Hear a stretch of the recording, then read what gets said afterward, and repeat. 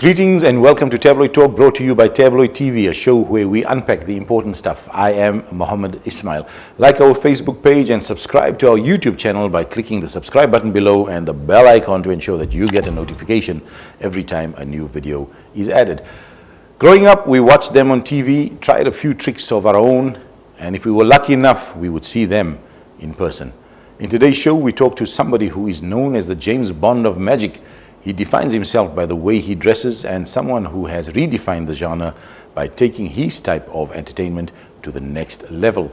From studying and qualifying as an electronic engineer to changing careers to become one of South Africa's leading magicians, Mo Magic both inspires and entertains. His show on SABC, Magic with Mo, was the second most watched when it ran.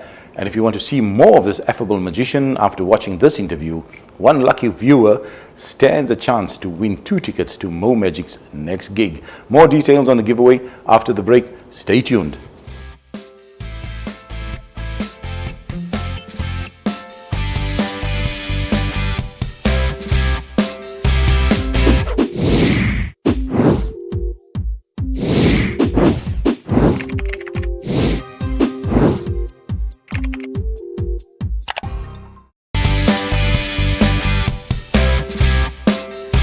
Welcome back to Tabloid Talk with me, Muhammad Ismail. Today we chat to a very special guest. He makes things appear and he makes things disappear. He holds an honors degree in electronic engineering but later found his home in entertainment, and there was no looking back. He's an internationally renowned entertainer, a netty dresser that you might think who belongs on the cover of a men's magazine. He's indeed an entertainer of note. In fact, he was featured on the cover of the world's largest circulating magic magazine, and the only magician to have his own Showmax special, Mo Magic Live. Yes, you guessed it. He is my guest today, the one, the only, the inimitable Mr. Mo Magic. Welcome to Tabloid Talk. Wow, what an introduction. Very, very kind of you, Mohammed. Thank you. You got a bit worried when I texted you. I said, you saw the Batman coming up there, right? Yeah. I didn't, I was like, okay, who's the Batman? I'm getting a WhatsApp from the Batman. Can you make politicians disappear? I can, but there's a bit of a waiting list on that one. And how long is that waiting list running? I'm not going to say. Hashtag joke. The James Bond of entertainment, the James Of Bond magic, of magic, rather. And when somebody looks, this guy is going out of the movies, right? He's the James Bond guy. Do you think they're going to take you on for the next role? No, I don't think so.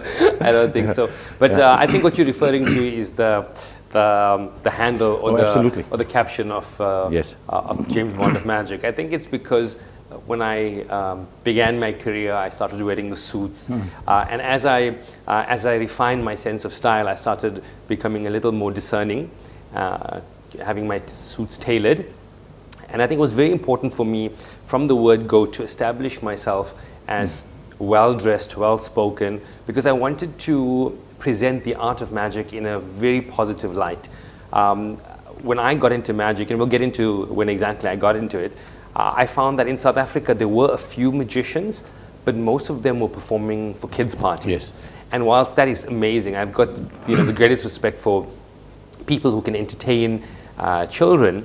I found that when I introduced myself as a magician, and it began casually at performing part-time for friends and family, and then as a part-time income, people's point of reference was that magic, magician, kids magician. So I think I wanted to come across as being professional, and because I like to dress, I like to look good, I take care of myself, I wanted to bring that into play.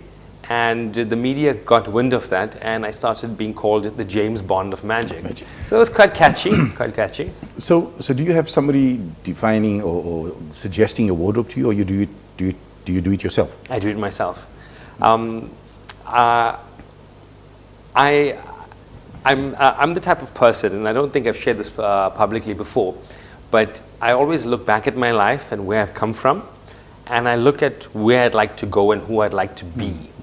So from that perspective, growing up, I never really had the luxuries of good clothes or having an understanding of what stylish meant. So when I was at university studying towards my engineering degree, I made a decision that I want to start learning. So I started looking at men's magazines, online blogs, magazines like Men's Health and GQ. And it's interesting because just 2 years ago, I was featured in the Men's Health magazine, South Africa. So I was going to ask you, which other magazines were you featured in? I'm very thankful. I've been, and I think I'm more thankful not that I've been covered, but from the perspective of I've been able to share my message of magic. And the real reason that I do magic now is my mission is spreading joy and delight. And whilst my name is Mo Magic and people see me as a magician, I serve my clients, my corporate and private clients, as an MC and entertainer. And the entertainment is varied. I do the magic, I do the mentalism, which is the mind reading type of magic. And of course I do the family friendly comedy. And I think the comedy is a nice element to disarm people and just relax them. I'm a firm believer in connecting with audiences. And I also understand that we as a country, we've been duped before a lot in our history, if you think about it. So we're very skeptical, as well as a lot of us are religious. So when you say something like magic, if somebody doesn't have a point of reference for the art of magic, and when they hear the word magic, they might think, what is this? What's going on? So for me, dressing well, presenting the art of magic well is important, but it's all for spreading joy and delight. It started as a hobby, grew to a passion, and for me, performing magic gave me such joy, such fulfillment, that it led me changing my career from being an electronic engineer and project manager in industry. I used to work in industry for 6.5 years, and then in 2010 I made the bold decision to follow my passion, and that has turned into a mission. And I'm very thankful to the Almighty that it has been an incredible journey, and I wake up every morning thankful for the opportunity to do that. It has been a very challenging few months because once I got back from the States in February, we went into lockdown. So all my engagements for the last 7-8 months just were cancelled or postponed, and events just started picking up again from last month. And you've got a gig coming up, but we're going to talk more about that a little later in the show. Yes, a live show. I'm very excited about that. Well, one thing you touched on, and this is a question I've been meaning to ask entertainers, and especially, when it comes to religion, there's a fine line there, because especially when you're dealing with the sort of parochial kind of mentality in communities. Okay, what do you mean by parochial? It means that the kind of people who think that everything is outlawed and this is wrong and that is wrong. So magic and religion, how do you separate the two? If somebody comes to you and say, this is not allowed in religion, but you're still doing that. Sure. So I'll take one step back. I believe to each their own. If you have a certain belief, I'm not going to question it. I'm going to allow you to be, because you're your own person, I'm my own person. I honestly believe we are each walking our own path, and we each live our own truth. So with that in mind, if I were to come to you and you were to hear I was a magician, and if you thought that the type of magic that I do, which is the art of entertainment, and it's the art of magic, which is used to spread joy and delight, is not permissible, then I'll listen to you. I'll listen to your point of view.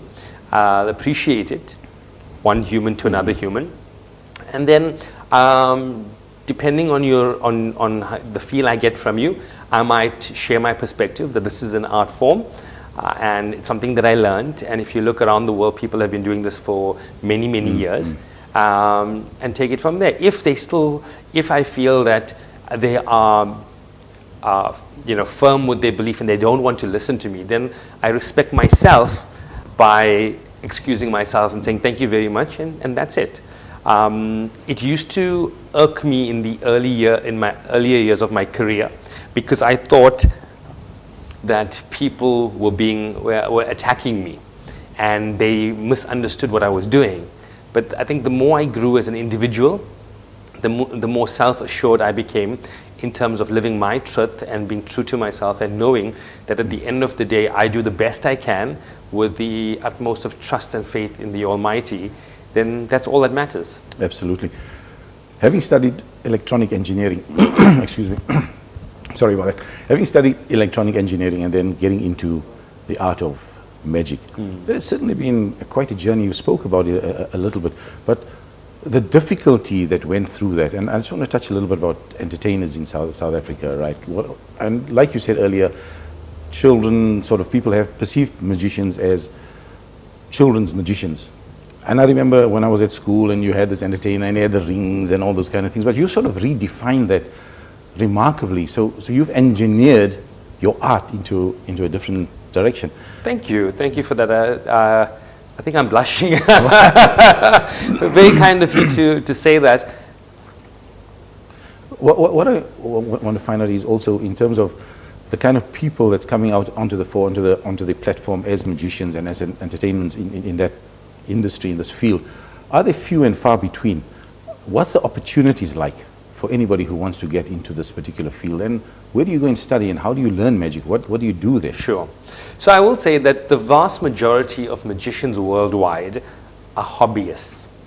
And from that, from the total number, so if I were to look at, for example, magic versus comedy, certainly in South Africa, there are many more comedians than there are magicians. And I think that's also true worldwide. However, from the total pool of magicians, as I just mentioned, very few of those are full-time magicians. Yes, you can go onto the internet, you can go to the library, you can go to a bookstore, you can buy a book on magic tricks and a basic beginner book of tricks. And learning a few tricks does not really make you a magician. You can say, yes, I'm a magician because I can do a card trick or two. Right. But for me, and maybe this is what, as you mentioned, I think you used the word engineered my own path or something along those lines. I honestly believe that the real magic is not in the technique. It's not the trick. Yes, there is that. At the end of everything, we do what we do with our physical technique, our psychology, our sleight of hand, whatever the mechanism or method of that trick is. And I get complimented, people come up to me at an event and say, oh, I've watched magicians, I've seen sleight of hand, and your sleight of hand is immaculate, I can't spot a thing. And I went, thank you very much. Because I do understand that there is a way that it's done. But for somebody to appreciate that and look beyond that and say, this magic is really cool. But what they don't also understand is that what makes magic for me is the experience. Right. For me, it's not just learning a trick and saying, take a card. For me, it's understanding when I approach a table at an event or I'm on stage, I must connect with you. So before I do anything, I must connect with you so that you are emotionally interested. Yes. Because if you're not interested in what I'm going to do, then nothing. So for example, when I perform, or when people hear I'm a magician, they say, can you please show us a trick? Right. And in my early days, I would want to do a trick. But again, as I became more self-assured, I realized that I don't need to perform for everybody. So depending on the person, because you get people who don't like magic and who want to try and catch magicians out. And I respect that, to each their own. But if I feel that if somebody wants to see some magic and they're genuine, then I'll do something. Can I show you my favorite trick? I've been doing this for many years, and I think let's do it for your let's do a trick for your loyal Tabloid Talk. I'll never sip of water so yes, long. You do that. Now, I've got some notes here, a couple of 50s, and that's 50, that's 100, that's 150, that's 200. Now, because of COVID, ordinarily I'd have these examined, but I've had to adjust my show a little. Right. So instead of leaning towards you and saying, touch this and have a look, can you verify that there are 4 50s here? Absolutely. And that they are exactly what they appear to be. In fact, they look like they just came out of an ATM now. Yes, that's how crisp they are. If I could do absolutely anything with these 50s, what would impress you? Besides giving them away. Most people say that. I don't like it in my pocket though. You see, that's the thing. Most people say that. What else would impress you? You can buy me a chow. Buy a chow. Yeah. With the price of things now, 50, that's 200. Might not be enough for 2 of us. So how about this? If you want the chow, watch the 50s change. Yeah, well, I was watching you very closely there for a moment, and absolutely closely. You only had those 50s.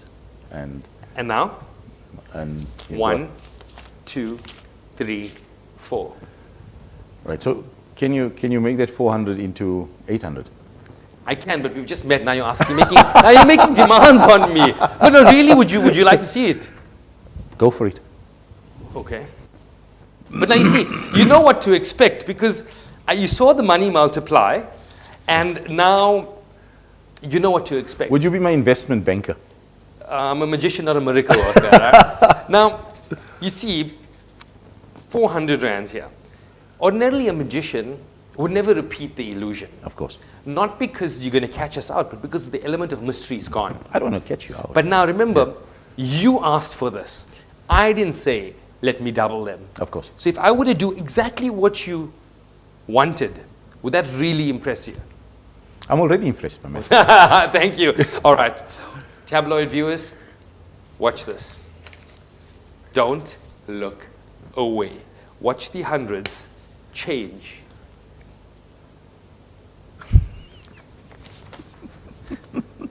We'll just wait. Now we've got 2, 4, 6, 8, and that's usually where the crowd goes wild. If I see you walking down the mall, in the mall, and because you showed me the trick and I'm so excited and everything else, and I say, "More magic," and I'm like overly hysterical, and would you just like click your finger and make me disappear? No, not at all. Firstly, I'd be very appreciative, which I am, because it's through the support of people that I've been able to live my dream as a full-time entertainer. That being said, whilst I do have a larger-than-life personality on stage, and I love interacting with people, when I'm off stage, for example, in the mall, I'm generally with my family, my nieces, good friends. I'm very unassuming. And again, I don't feel that I need to prove something or I need to show people who I am. Magic for me is a craft, is a gift to people, spreading joy. And if you were to come up to me, and I do have this often, people come up to me, say they saw me at a year-end function or a conference I did in the year for their company, or even a theatre show, or they even saw like my Showmax show, and they'll make a joke or ask for a picture. I'm happy to oblige. Oh, lovely. So then we're going to do some selfies afterwards, right? Sure. Just very quickly, we're running out of time, and I could have had you here for 2 hours, that day. Your SABC show, it said, sorry, I forgot the title. Can you believe that? Magic with Bo. Can you believe that? Magic with Bo. That was the second most watched show on SABC, and it was very different. You took magic out into the street and showed the people and spoke to the people and made them feel really lovely. Yes. And how did that? I'll prompt you for an answer, right? Okay, but I think for me, thank you for that observation about the show. Yes, it really surprised me. I had no idea it did that well. I think 5 episodes into the series, I did an interview with the news publication, a national news publication, and they asked me the question, and they said, "The show is 5 weeks into its screening, and you're already beating other top name shows. How do you find this?" And I was like, really? I don't know. I just did the show and put it out there. And the show for me was really about sharing magic as I saw it with South Africans. That's what I saw. That's exactly what you did, and it was fabulous to have watched that. It was not the conventional type of... Yes. And when I look back on that, because it's been, I think, about 3 years since that aired and re-aired, after that, I took some time away just to focus on theatre and live things. But come next year, I'll be shooting more content. It might not go onto TV, but it might go into streaming services. Oh, lovely. I'm going to look forward to that. You've got a show coming up. You've got a gig coming up. A live show, yes. A live show, okay. And you're giving us 2 tickets for 2 lucky viewers. When's that show? Where is that show? When's it happening? Okay, so just some context. It's been a crazy year for everybody. I haven't been able to tour nationally with a live show, but I'd like to reflect on the year. I've created some magic. I've been doing virtual shows, but for me, I love the idea and the interaction of a live show. So next week, for 2 nights only, I'll be performing live at the Protea Fire and Ice in Mhlanga. If you follow me on Facebook, Instagram, YouTube, or my website, momagic.coza, you'll find details about that. Alternatively, you can just search Mo Magic on Quicket, and you'll find tickets. So tickets are 120 Rand. And I also understand that because of safety concerns, people might be a bit skeptical, but I want people to know that I'm very much committed to safety. So there's going to be social distance or physical distancing of seats. It's a limited number of seats. It's an intimate show. So if you come with a partner, you sit with them. If not, there's spacing. So the promoter is making sure that's taken care of. And yeah, I'll be reflecting on the year, sharing some new magic, saying one or two of my classic fun pieces. But yeah, 18th and 19th of December, right here, live in Durban. Well, thank you very much for that. It's been a pleasure having you on my show this afternoon. Thank you. It's been a joy. And I'd like to just end off by saying that Tabloid Newspapers was one of those publications who very early on in my career recognized my potential and what I was doing. And I really appreciate support from them. And that's one, I think that's the major reason when, you know, the Batman contacted yes, thank you very much. I was like, let's do this, because it's a part of Tabloid. And I'd like to commend you and your team for adapting during this time and for continuing to be out there and contribute to the community with the wonderful work that you do. Well, it's absolutely wonderful, and be sure always of our support. Thank you. Thank you, my brother. Thank you very much. You have it, Mr. Mo Magic, the inimitable Mo Magic. He turned money into more money. Thank you for that. Stay tuned. Don't go away. I'll be right back.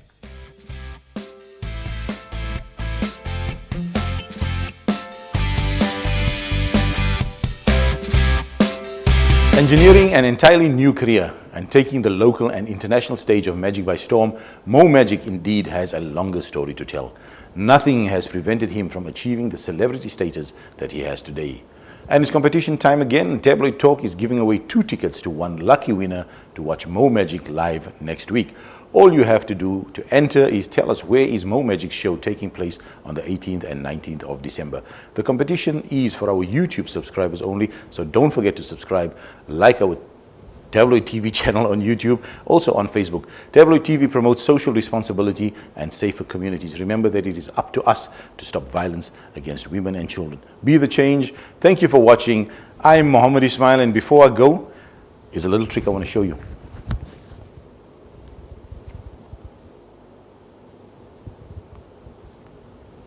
Are you watching? It's gone. Bye.